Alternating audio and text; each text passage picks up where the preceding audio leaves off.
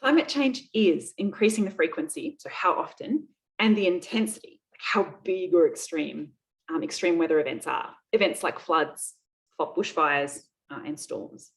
So that means that as the climate changes, we will probably see more extreme weather, and it'll probably be even more extreme than it has in the past.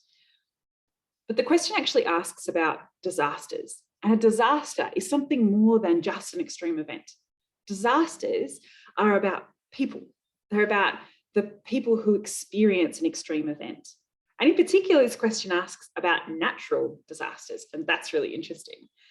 What do you think makes a disaster natural or unnatural?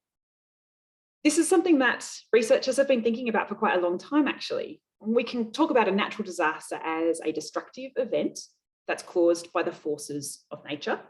So a flood is a natural destructive event in the sense that it's caused by rain. A bushfire might be caused by lightning, and a storm surge might be caused by big waves coming up onto a beach. But what we know, and what we see over and over again in the context of extreme weather events, is that these events only turn into disasters, like with big impacts on people, if the places where they happen and the people who experience them are not ready, they're not prepared for these kinds of events.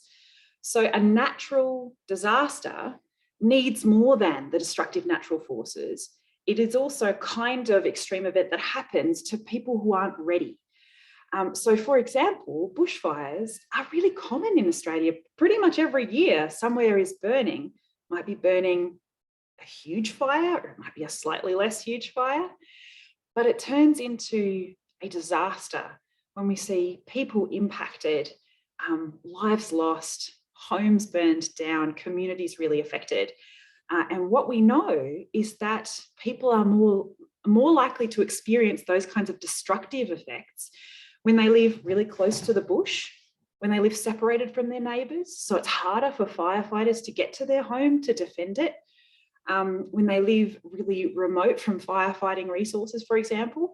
So almost every disaster is a combination of natural events, these big extreme weather events, and also social and cultural characteristics, the ways that people live, the way that we interact with each other, and whether or not our houses are built out of timber or stone and protected by big tanks of water with pumps that are ready for firefighting, for example.